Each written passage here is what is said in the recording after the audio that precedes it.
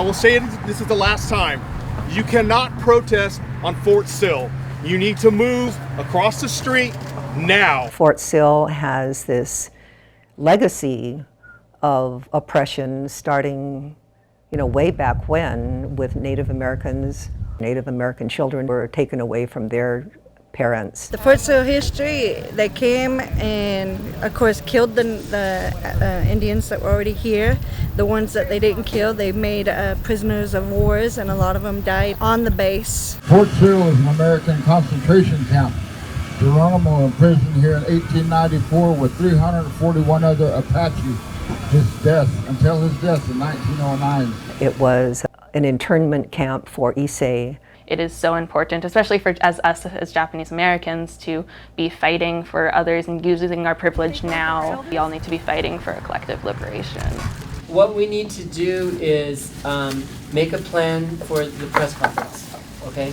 And then we have to walk through that a little bit with those people who are considering civil disobedience.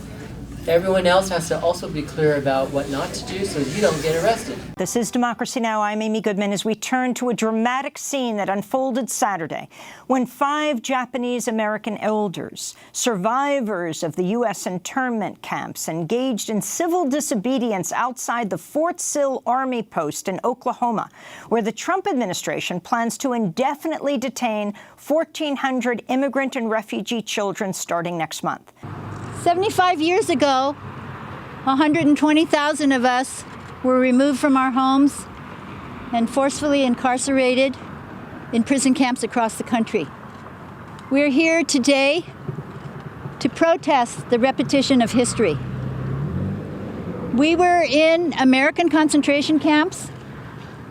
We were held under indefinite detention. We were without due process of law. We were charged without any evidence of being a threat to national security. We hear these exact words today regarding innocent people seeking asylum in this country. My name is Kiyoshi Ina. I'm from Concord, California, and I spent the first 4.5 years in a concentration camp. I'm Nikki Nojima Lewis.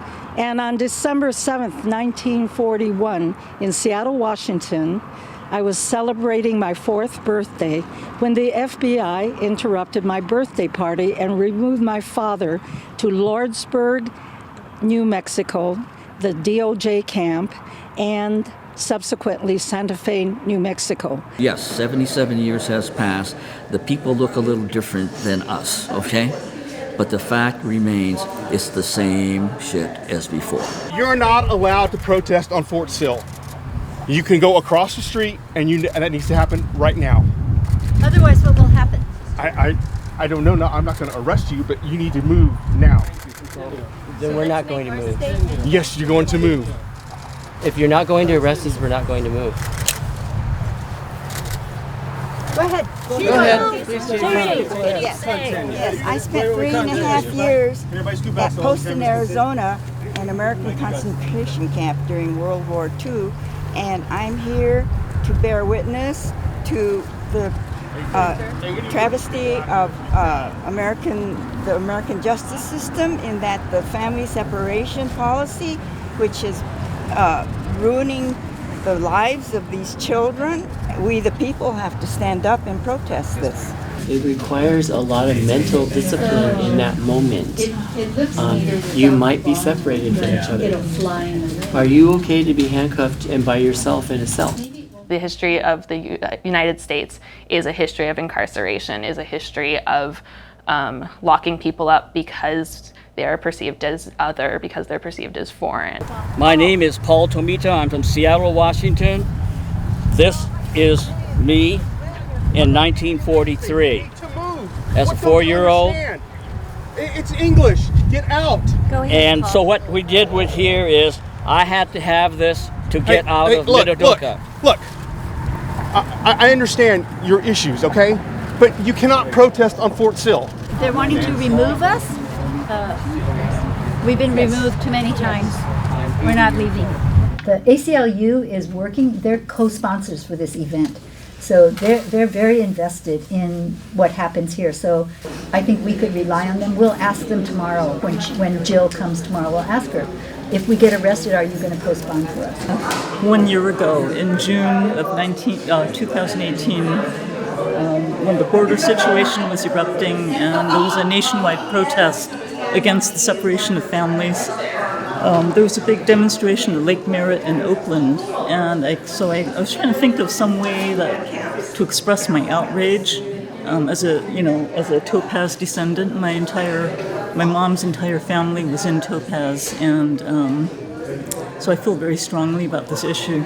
We both need to be thinking about how history repeats itself, but also how history is like continuously, everything is connected. We're all, I think all of us in our struggles are connected by the same systems of power and privilege, and I think it's really important to just like bring that into the light and talk about that and figure out how we can connect across both our differences and our commonalities to really fight for all of our freedoms together, because I always think about that like Audre Lorde quote that we always quote about like none of us are free until all of us are free, right? I feel it is my responsibility to tell the world or the public that, hey, this is not right. And in the case of where they separate the children from their parents, now that's cruel. So, as we discussed, we are here to make a statement. Some people here are prepared to make that statement and be arrested because we feel that this is an important enough statement and we must stand up for the children who are going to be brought here.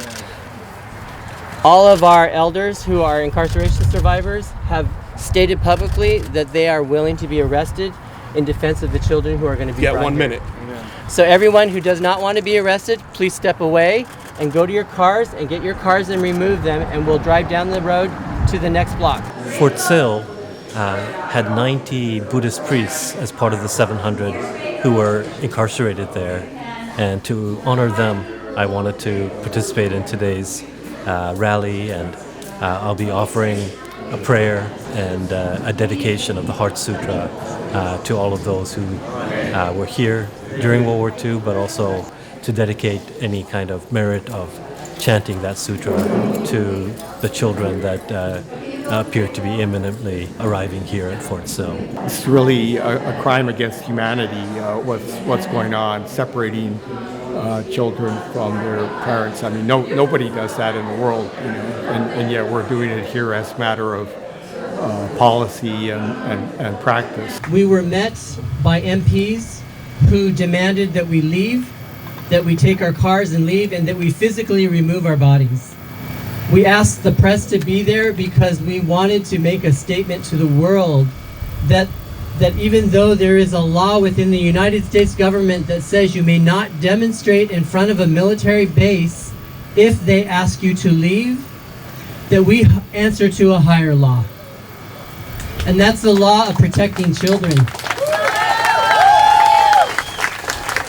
So our elders who were children in concentration camps came here from around the country today, and they made us stand there. So I'd like you to please stand up.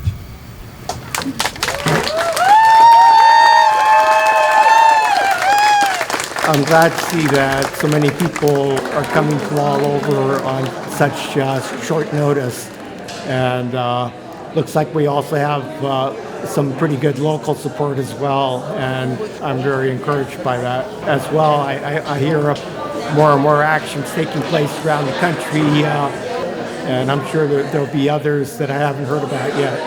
Well, this issue is important to me because a lot of us in the Brown Beret organization, well, we're Chicanos and we're Mexican, but we came from America, and the border, we've been migrating for thousands of years as a people, and the border is not like we're crossing the border, but the border already crossed us. I hope that everybody that's watching this searches their hearts, and we need a country that is filled with love and compassion, not hate and anger. I am one of the representatives of Black Lives Matter, the OKC chapter, and the oppression and the spirit of oppression that Oklahoma, as well as America, has a signature for is something that is very familiar to the various communities, but especially to the African American community, the Japanese American community, and now they're dealing with our Latinx and our immigrants that are coming here seeking asylum. And so there's no place that I could have been other than here today. These cranes were made by people from all over the United States, and we put out a call on social media for cranes to be folded when a group of us went to South Texas. This represents the voices of people from the Japanese American community and allied communities who are sending a message to all of the children and families who are incarcerated that we have not forgotten you, that you remain with us in our hearts, and we will fight for your freedom. So we're going to hang the cranes now to bring our ancestors and our communities here together with us today.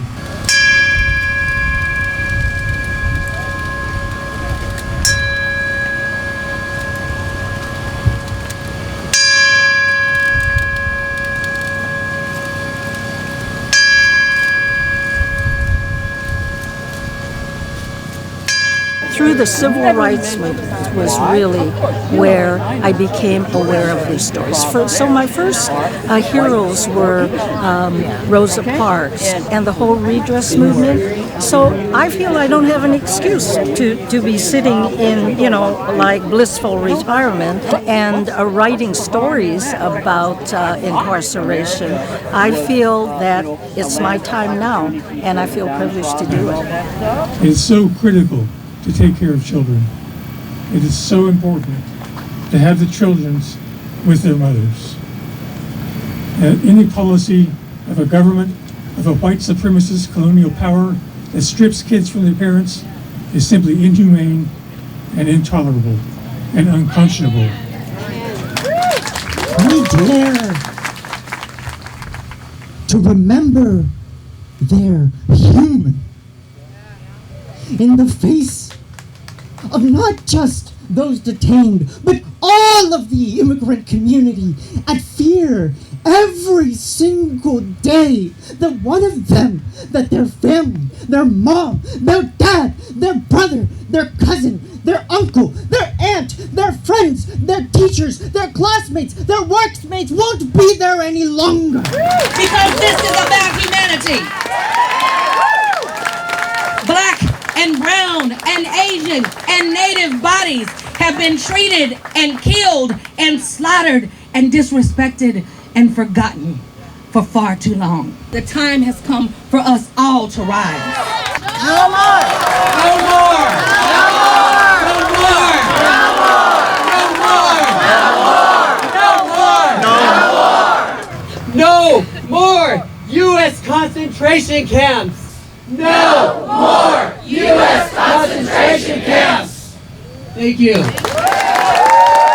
This new direction that the country is taking, the museum has responded really by strategically redirecting our mission to not only preserve the past, but to make it in service to the present and the future.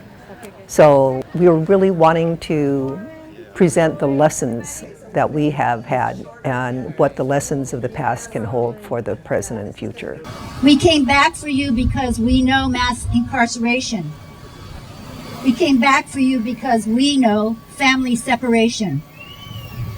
We came back for you because we know deportation, because we know barbed wire, because we know indefinite detention. We came back for you because we care. Some say it's not our fight, it's not the same. But we say incarceration of innocent people is inhumane. We say mothers and children are not to blame. Back in 1942, we disappeared. Empty chairs in the classroom, empty homes, shops, and farms. America turned their backs on us. No one marched, no one protested, there were no petitions, and there was no outrage. Silence filled the empty spaces of our invisibility. Silence was the scourge of our trauma. Silence filled our hearts, our homes, our community. So we came back to let you know that we will not forget you. We came back to drum our messages loud and clear. We came back to hang paper cranes of hope and caring. We didn't know there would be a healing for us. We didn't know that you would cry listening to our stories. We didn't know that the power of shared voices would be like shards ripping away the scabs of silence. We didn't know that the small act of folding a paper crane would speak to so many people in our community. In protest, we chanted, we raised our fists. We sang in Spanish, De Colores. We held hands. We sang in Japanese, Kutsuga Naru. We sang for our grandmothers and grandfathers. We sang for our mothers and fathers. And we sang for you. And in return, you reached into your brown paper bag and tied a string bracelet to my wrist. You pushed a tortilla through the chain link fence. You welcomed us wearing ties and hats. You even saved a rock from the old water reservoir, placed it in my hand saying, you had been waiting years for me to come back. Your big brown eyes stared up at me as tears welled up in mine. Little child, you are me, I am you. We will not forget you. We will not be silent. We will come back for you, and we will bring others until you are free.